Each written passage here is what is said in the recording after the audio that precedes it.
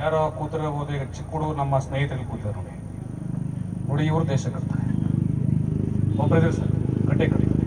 ಯಾರು ಚಿಕ್ಕವರು ಯಾರು ಇದ್ದಾರೆ ಕಟ್ಟೆ ಕಟ್ತಾರೆ ಸರ್.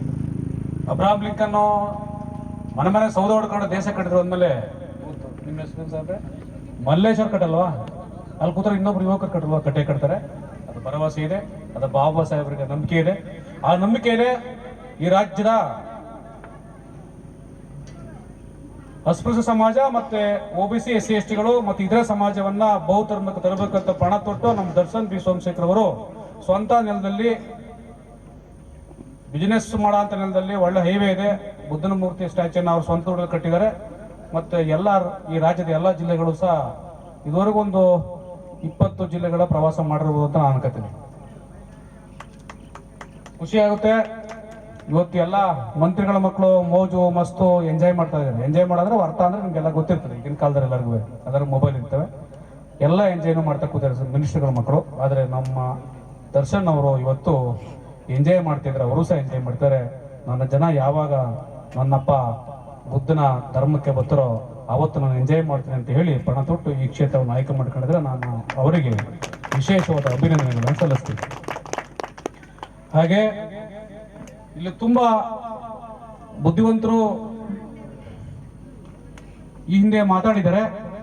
ಅದರಲ್ಲಿ ಮುಡ್ಲಕೋಟೆ ಚಿನ್ನಸ್ವಾಮಿ ಸರ್ ಇರ್ಬೋದು, ಡಾಕ್ಟರ್ ಶಿವಕುಮಾರ ಸ್ವಾಮಿ ಇರ್ಬೋದು, ಹಾಗೂ ನಮ್ಮ ಸರ್ ಇರ್ತಕ್ಕಂಥ ಸೋಸಲೆ ಗಂಗಾಧರ್ ಸಾಹೇಬರು ತುಂಬಾ ಅವ್ರ ವಿಚಾರ ನಿಮ್ಗೆಲ್ಲ ಗೊತ್ತಿದೆ. ಸರ್ ಇರ್ಬೋದು, ಈ ವೇದಿಕೆ ಮೇಲೆ ನಮ್ಮ ಬಂತೇಜಿ ಅವರು ಕೂತಾರೆ, ನಮ್ಮ ಶಾಖೆ ಸ್ವಾಮಿ ಸರ್ ಕೂತಿದ್ದಾರೆ, ನಮ್ಮ ಮಂಜಣ್ಣವ್ರು ಕೂತಾರೆ, ಅನೇಕರು ಕೂತಾರೆ. ಹೆಸರು ಗೊತ್ತಿಲ್ಲ, ದಯವಿಟ್ಟು ತಪ್ಪಳ್ಕೊಬೇಡ ಯಾರುವೆ. ಹಾಗಾಗಿ ನಾವು ಮುಂದಿನ ವಿಚಾರಕ್ಕೆ ಹೋಗೋಣ. ನಾನು ಸಣ್ಣ ಸಣ್ಣ LKG ಮಕ್ಕಳು ಬರೆಯೋ ಪುಸ್ತಕ ಬರ್ಕೊಂಡಿದ್ದೀನಿ ಸರ್. ಸುಮಾರು 22 ವಾಲ್ಯೂಮ್ಸ್ಗಳನ್ನು ಓದಿ ಒಂದು LKG ಮಕ್ಕಳ ತರ ಒಂದು 4-5 ಪುಸ್ತಕ ಬರ್ಕೊಂಡಿದ್ದೀನಿ. ಆ ಪುಸ್ತಕ ಬಹಳ ಕಾಟ ಕೊಡ್ತೈತೆ ಕೆಲವರಿಗೆ. ಇರ್ಲಿ, ಕಾಟ ಕೊಡ್ಲಿ. ಒಂದು ಶಾಂತಿಯನ್ನು ಶಾಂತಿ ಏನ್ ಇಸ್ಲಾಂ ಅಂದ್ರೆ ಏನು? ಶಾಂತಿ. ಅರಬ್ ಕಂಟ್ರಿ ಅಲ್ವಾ ಸರ್? ಶಾಂತಿಯನ್ನು ಹಿಡ್ಕೊಂಡು ಈ ಜಗತ್ನಲ್ಲಿ ಇಸ್ಲಾಂ ಕಂಟ್ರಿ ಎಷ್ಟದ? ಲವ್, ಪ್ರೀತಿ. ಪ್ರೀತಿ ನಡ್ಕೊಂಡಂತ ಒಂದು ಶಬ್ದ ನಡ್ಕೊಂಡು ಈ ಜಗತ್ನಲ್ಲಿ ಕ್ರಿಶ್ಚಿಯನ್ಸ್ ಕಂಟ್ರಿ ಎಷ್ಟಿದೆ? ದಯೆ ಧರ್ಮದ ಮೂಲವೇ. ಬಸವಣ್ಣ ಹೇಳಿದ್ರು ದಯೆ ಧರ್ಮದ ಮೂಲವೇ. ಎಷ್ಟು ಜನಸಂಖ್ಯೆ ಇದೆ? ಹೀಗೆ ಹೇಳ್ಕೊಂಡ್ರೆ ಎಲ್ಲಾ ಧರ್ಮಗಳು ಸಹ ಬುದ್ಧನ ಕಾನ್ಸೆಪ್ಟ್ ಹೇಳಿದೆ. ಬುದ್ಧ ಏನ್ ಹೇಳಿದ್ದಾರೆ? ಪ್ರೀತಿ, ಪ್ರೇಮ, ಶಾಂತಿ, ಕರುಣೆ, ಮೈತ್ರಿ, ಈ ವಸ್ತುಗಳನ್ನು ಎಲ್ಲಾನು ಹೇಳಿರ್ತಕ್ಕಂಥ ಬುದ್ಧನ ಜನಸಂಖ್ಯೆ ಇವತ್ತು ಈ ಜಗತ್ತಿನಲ್ಲಿ ಅದು ಹಂಗಿರ್ಲಿ, ಜಗತ್ತಿನಲ್ಲಿ ಭಾರತದಲ್ಲಿ ಎಷ್ಟು ಜನ ಇದ್ದೀವಿ?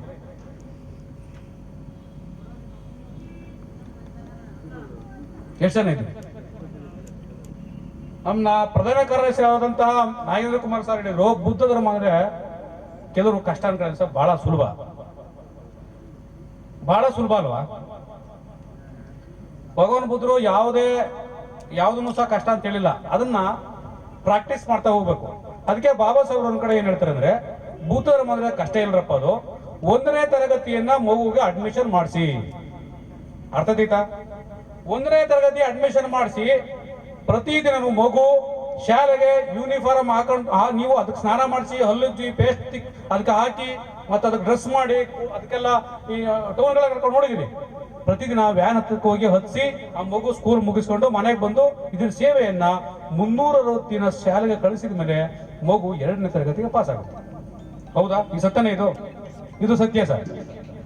ಅದೇ ತರ 2ನೇ ಕ್ಲಾಸ್ ಅಭ್ಯಾಸ ಮಾಡಿದ್ರೆ 3ನೇ ತರಗತಿ ಮಗು ಪಾಸ್ ಆಗುತ್ತೆ. ಬಾಬಾ ಸಾಹೇಬ್ ಹೇಳ್ತಾರೆ ಅಂದ್ರೆ, ನೀನು ಫಸ್ಟ್ ಬೌದ್ಧನಾಗು, ಬೌದ್ಧ ಧರ್ಮಕ್ಕೆ ನೀನು ಬಂದ್ಬಿಡು ಫಸ್ಟ್. ಆಮೇಲೆ ಬುದ್ಧ ಹೇಳಿರ್ತಕ್ಕಂಥ ಪ್ರೀತಿ, ಪ್ರೇಮ, ದಯೆ, ಕರುಣೆ, ದೀನ, ಪಂಚಶೀಲ ಇದೆಯಲ್ಲ, ಕೊಲಬಾರ, ಕುಡಿಬೇಡ, ಮೋಸ ಮಾಡಬೇಡ, ಸುಳ್ಳಬೇಡ ಅಂತ ಅಭ್ಯಾಸ ಮಾಡ್ತಾ ಹೋಗು ಅಂತ ಹೇಳ್ತಾರೆ. ನಾವೇನ್ ಮಾಡ್ತೀವಿ? ಅಂಬೇಡ್ಕರ್ ಹೇಳಿದ್ರೆ ಯಾರಿಗೆ ಕೇಳಿಸ್ಕೊಳ್ಳೋದಿಲ್ಲ. ನಿಮಗೆ ಬಾಬಾ ಸಾಹೇಬರು ಒಂದ್ ಕಡೆ ಹೇಳ್ತಾರೆ, ನಾನು ಹೋದ್ ಮೀಟಿಂಗ್ ಇದೇ ಸ್ಥಳದಲ್ಲಿ ಹೇಳಿದ್ದೆ, ಅದು 18ನೇ ಸಂಪುಟದಲ್ಲಿ 704ನೇ ಪುಟ ಇರ್ಬೋದು ಅನ್ನಿಸ್ತದೆ. ಅಲ್ಲಿ ಏನ್ ಹೇಳ್ತಾರೆ ಬಾಬಾ ಸಾಹೇಬ್ ಅಂದ್ರೆ, ಬ್ರಾಹ್ಮಣರ ಸಂಚುಗಾರಿಕೆಯನ್ನ ಭೇದಿಸುವುದು ಶೂದ್ರಾತಿ ಶೂದ್ರಿ ವರ್ಗಕ್ಕೆ ಕಠಿಣ ಅಂತ ಒಂದು ರೋಡ್ ಹೇಳ್ತಾರೆ. ಬ್ರಾಹ್ಮಣರ ಸಂಚುಗಾರಿಕೆಯನ್ನ ಭೇದಿಸುವುದು ಶೂದ್ರಾತಿ ಶೂದ್ರ ವರ್ಗಕ್ಕೆ ಕಠಿಣ. ಯಾಕಂಗಂದ್ರು? ಬಾಬಾ ಸಾಹೇಬ್ ಗೊತ್ತಿರಲಿಲ್ವ ಇದು? ಅಂದ್ರೆ ಬೌದ್ಧ ಧರ್ಮವನ್ನ ಹಾಳಾಗ್ಲಿಕ್ಕೆ ಅವರೊಂದು ಸಂಚು ಮಾಡ್ತಾರೆ ನಮ್ಮೊಳಗಡೆ ಬಂದು ಏನಂತ, ಬುದ್ಧ ಅಂದ್ರೆ ತಮಾಷೆನೆಯಾ, ಬುದ್ಧ ಧರ್ಮ ಅಂದ್ರೆ ಕದಿಬಾರ್ದು 1%, ಸುಳ್ಳ 1 ಅಕ್ಷರನು ಹೇಳ್ಬಾರ್ದು, ಮೋಸ 1.01% ಸುಳ್ಳು ಅಂದ್ರೆ 1 ಪೈಸನು ಹೇಳ್ಬಾರ್ದು, ಇದನ್ನ ಮಾಡಿದ ಮ್ಯಾಲೆ ನೀವು ಬೌದ್ಧ ಧರ್ಮಕ್ಕೆ ಬಂದ್ರೆ ಬುದ್ಧಿಷ್ಟು ಅಂತ ಹೊಳಬಿಟ್ಟು ನಾವೇನ್ ಮಾಡ್ದೋ ಅದನ್ನೇ ಅನ್ಕೊಂಡ್ಬಿಟ್ಟ. ಅದೇನಾಯ್ತು ಕಷ್ಟ ಆಗ್ಬಿಡ್ತು ನಮ್ಗೆ. ಈ ಉದಾಹರಣೆಗೆ ಸರ್, ಬೆಳಿಗ್ಗೆಯಿಂದ ಹಿಡಿದು ಸಂಜೆವರೆಗೂ ಗಾರೆ ಕೆಲಸ ಮಾಡ್ತಾನೆ. ನಾವು ಏರಿಕೆ ಕೂತ್ಕೊಂಡು ಮಾತಾಡ್ತೀವಿ, ಅದು ಬಿಡಿ, ಅದು ಬೇರೆ. ಗಾರೆ ಕೆಲಸ ಮಾಡ್ತಾನೆ ಸರ್.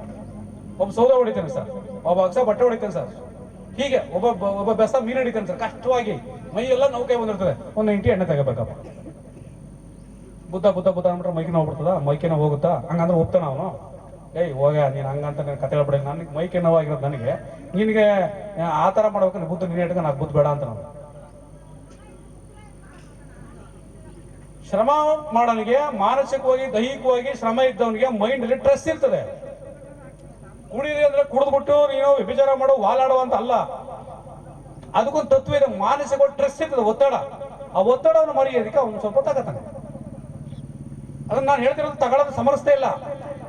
ಫಸ್ಟ್ ನೀನು ಏನ್ ಮಾಡೋ, ಫಸ್ಟ್ ಡೇ ತಗತ್ರಿ ಒಂದು 90, ನೋಡಪ್ಪ ಇದು ಕೆಟ್ಟದಿದೆ, ಅದಲ್ಲ ಬುದ್ಧ ಹೇಳಿರೋದು, ಇದು ಹಿಂಗೆ ಅಂತ ಹೇಳ್ಬಿಟ್ಟು ನೀವು ಸ್ವಲ್ಪ ಕಡಿಮೆ ಮಾಡಪ್ಪ ಇವತ್ತು ಅಂತ ಕನ್ವಿನ್ಸ್ ಮಾಡಬೇಕು. ಆವತ್ತು ಮಾರನೇ ದಿನ 80 ಹೊಡಿತೇನೆ. ಇನ್ನೊಂದು ದಿನ ಅವನಿಗೆ ಪ್ರಾಕ್ಟೀಸ್ ಮಾಡ್ಬೇಕು, ಹೇಳ್ಬೇಕು ಹಿಂಗಲ್ಲಪ್ಪ ಹಿಂಗೆ ಹಿಂಗೆ ಅಂತ. ಆಗ 70 ಬರ್ತಾನೆ. ಹಿಂಗೆ 6 ತಿಂಗಳು ವರ್ಷ ಆದ್ಮೇಲೆ ಅವನು ಸಂಪೂರ್ಣ ಕುಡಿಯೋದು ಬಿಡ್ತಾನೆ. ಹಿಂಗೆ ಬುದ್ಧಿಜಮ್ಗೆ ಬರ್ರಪ್ಪ ಅಂದ್ರೆ ಪೂರ್ತಿ ಬಿಟ್ಬಿಡ್ಬಾ ಬಂದ್ಬಿಡ್ತಾರ. ಪೂರ್ತಿ ಹಿಂದೂ ಧರ್ಮ ನೀನು ಹಿಂದೂ ದೇವ್ರು ಯಾವ್ದು ಪೂಜೆ ಮಾಡ್ಬೇಡ. 2000 3000 ವರ್ಷ ಪೂಜೆ ಮಾಡ್ಕೊ ಬಂದ್ರೆ ಜನಕ್ಕೆ ಒಂದೊಂದ್ಸರಿ ಬಿಟ್ಬಿಡೋದ್ರೆ ಹೆಂಗ್ರಿ ಬಿಟ್ಬಿಡ್ತಾರೆ? ಈ ಉದಾಹರಣೆ ನಿಮ್ಗೆ ಏನಪ್ಪ, ಈಗ ನನಗೆ ಶುಗರ್ ಬಂದಿದೆ, ನಾನು ಶುಗರ್ ಅನ್ಕಡೆ ಇಲ್ಲ ಪರವಾಗಿಲ್ಲ, ಅವ್ನ ದೇವ್ರು ಯಾವ ದೇವ್ರ ನಂಗೆ ತಥಾಸ್ತು ಅಲ್ಲಿ ನನ್ ಕೆಟ್ಟ ಬರ್ತವೆ ಬಳಸಲ್ಲ ಇಲ್ಲಿ, ಅವ್ನ ತಥಾಸ್ತು ಅಲ್ಲಿ ಯಾವನಂತಾನ ಶುಗರ್ ಬರ್ಸ್ಬಿಡ್ಲಿ ನೋಡೋಣ, ಅವ್ನ್ ತಾಕತ್ತಿದ್ದಾರೆ. ನಾನು ಶುಗರ್ ಇಲ್ಲ, ಶುಗರ್ ಇದೆ ಅಂತ ಅನ್ಕತ್ತೀನಿ ನಿಮ್ಗೆ ಒಪ್ಸೋದಕ್ಕೋಸ್ಕರ. ನನಗೆ ಡಾಕ್ಟರ್ ಹೇಳ್ತಾರೆ ಅನ್ನ ತಿನ್ಬೇಡಿ ಅಂತ ಹೇಳ್ತಾರೆ. ಒಪ್ಕೋತೀರಿ ಎಲ್ಲರಿಗ? ಶುಗರ್ ಅನ್ನ ತಿನ್ಬೇಡ್ರಪ್ಪ ಅಂತ ಹೇಳ್ತಾರೆ. ಕುಡಿಬೇಡಿ ಕಾಫಿ ಟೀ ಅಂತ ಹೇಳ್ತಾರೆ. ಆಯ್ತು, ನಾನು ಕುಡಿಯಲ್ಲ, ತುಂಬಾ ಹಸ್ತಿದ್ದೀನಿ, ನೀವು ನಾನು ಸುತ್ತಲೂ ಬರೀ ಅನ್ನನೇ ತಂದಿಟ್ಟಿದ್ದೀರಿ, ನಾನು ಏನ್ ತಿನ್ಬೇಕು ಹೇಳಿ? ನೀವು ಹೇಳ್ಬೇಕು ದಯವಿಟ್ಟು. ಮಾತಾಡಿ ಹೊಂಟ್ಕೊಂಡು ಭಾಷಣ ಮಾಡೋದಲ್ಲ ಸರ್ ಇದು. ಭಾಷಣ ಮಾಡಿ ಚಪ್ಪಾಳೆ ತಟ್ಟಿ ಎಲ್ಲರನ್ನ ಸಂಸತ್ತೆ ಕಳಿಸಿದ್ರಿ, ಶಾಸಕ ಸಭೆ ಕಳಿಸಿದ್ರಿ. ಇವತ್ತು ಅವರಿಂದ ಸಂವಿಧಾನ ನಾಶವಾದ ಐತೆ. ಅದು ನಾವು ಮಾಡ್ತಿರೋ ತಪ್ಪು, ಅವ್ರದಲ್ಲ. ಬರೀ ಭಾಷಣ ಚಪ್ಪಾಳೆ ತಟ್ಟೋದು. ಈಗ ನೋಡಿ ಸುತ್ತಲೂ ಅನ್ನ ತಿನ್ನಿಟ್ಟಿದ್ದಾರೆ, ನಾನು ಶುಗರ್ ಡಾಕ್ಟ್ರು ಅನ್ನ ತಿನ್ಬೇಡಿ ಹೇಳಿದ್ದಾರೆ, ನಾನು ಏನ್ ತಿನ್ಬೇಕು ಹೇಳಿ? ನೀವ್ ಹೇಳ್ಬೇಕೀಗ. ಹಾ, ನಾನು ಅನ್ನ ತಿನ್ನಲ್ಲ, ನೀವು ತಿನ್ಬೇಕು ಅಂತ ತಿನ್ನಲ್ಲ, ಏನ್ ಮಾಡ್ಬೇಕು? ಈ ಭಾಷಣ ಮಾಡಿ ಧರ್ಮಗಳನ್ನು ಬೈಯರು ಒಂದು ಕೂಡ ಹೇಳ್ಬೇಕು, ನೀನು ಅನ್ನ ತಿನ್ಬೇಡಿ ಅಂದ್ರೆ ಪ್ಯಾರಲ್ ಆಗಿ ಇನ್ನೊಂದು ಫುಡ್ ತಂದು ಇಡ್ಬೇಕು ಪಕ್ಕದಲ್ಲಿ. ಚಪಾತಿ ತಿನ್ನುವಂತಾರೆ ಚಪಾತಿ ಇಡ್ಬೇಕು ನೀನು ಅಂದ್ರೆ, ಇವರು ಹಿಂದೂ ಧರ್ಮದ ದೇವರುಗಳನ್ನ ಪೂಜೆ ಮಾಡಬೇಡಿ, ನೀವು ಅಲ್ಲಿಗೆ ಹೋಗ್ಬೇಡಿ ಇಲ್ಲಿ ಹೋಗಿ ಬಂದ್ರೆ ಬುದ್ಧನ ದೇವಸ್ಥಾನ ಎಷ್ಟು ಖರ್ಚು ಕೊಡ್ತೀರಿ ನೀವು? ನನ್ನ ಜನ ಬುದ್ಧ ದೇವಸ್ಥಾನಕ್ಕೆ ಹಣ್ಣು ಹೊಡಿಯಕ್ಕೆ. ಮನುಷ್ಯರಿಗೆ ಧರ್ಮ ಅಗತ್ಯತೆ ಇದೆ, ಬಾಬಾ ಸಾಹೇಬ್ ಒಪ್ಕೋತಾರೆ ಅದನ್ನ. ಆ ಕಾರಣಕ್ಕೆ ಬಾಬಾ ಸಾಹೇಬ್ರು ಎಲ್ಲಾನು ಇಡೀ ಜಗತ್ತನ್ನು ಓದತಕ್ಕಂತಹ ಮಹಾಪುಣ್ಯಾತ್ಮರು ಬೌದ್ಧ ಧರ್ಮ ಒಪ್ಕೋತಾರೆ.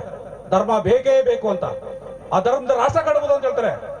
ಒಂದು ರಾಷ್ಟ್ರ ಕಟ್ಟೋದಕ್ಕೆ, ಒಂದು ರಾಷ್ಟ್ರ ಹೊಡೆಯೋದಕ್ಕೆ ಧರ್ಮನೇ ಕಾರಣ. ಹಾಗಾಗಿ ಧರ್ಮ ಒಂದು ರಾಷ್ಟ್ರವನ್ನು ಛೇದಿಸಬಹುದು, ಒಂದು ರಾಷ್ಟ್ರವನ್ನು ಕೂಡಿಸಬಹುದು ಅಂತ ಅಂಬೇಡ್ಕರ್ ಪುಣ್ಯಾತ್ಮ ಹೇಳ್ತಾರೆ. ನಾವೆಲ್ಲ ಬರೀ ವಿತಂಡವಾದ ಭಾಷಣಗಳು. ಅರ್ಥ ಆಗೈತೆ? ನಿಮಗೆಲ್ಲ ಕೋಪ ಬರ್ತೈತ?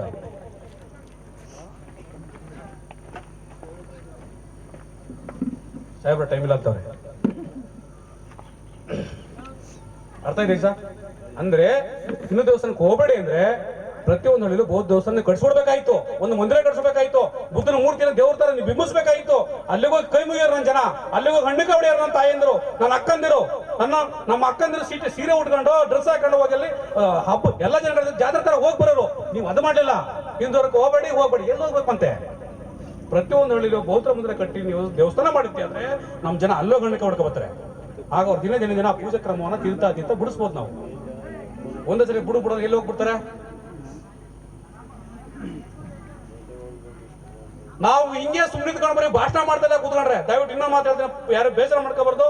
ಇದನ್ನೇ ಪುಂಗ್ತಾ ಕೂತ್ಕೊಂಡ್ರೆ, ಈ ಸಂಸ್ಕೃತ ಭಾಷೆಗಳಿವೇನ ಪುಂಗ್ತಾ ಕೂತ್ಕೊಂಡ್ರೆ, ಇವತ್ತು ಕ್ರಿಶ್ಚಿಯನ್ ಧರ್ಮ ಪ್ರತಿಯೊಂದು ಹಳ್ಳಿಲೂ ಕೆಲಸ ಮಾಡ್ತಾ ಇದೆ. ಕೋಪ ಬರ್ತದೆ ಸರ್ ನಮ್ಗೆ. ಪ್ರತಿಯೊಂದು ಹಳ್ಳಿ ಕೆಲಸ ಮಾಡಿ ನಮ್ಮ ಸಮಾಜವನ್ನ, ಭಾರತದ ಬೌದ್ಧಿಸ್ಟ್ ಸಮಾಜವನ್ನ, ಭಾರತದ ಅಂಬೇಡ್ಕರ್ ಸಮಾಜವನ್ನ ಕ್ರಿಶ್ಚಿಯನ್ ಧರ್ಮ ಮಾಡ್ತಾ ಕರ್ಕ ಹೋಗ್ತಾ ಇದೆ.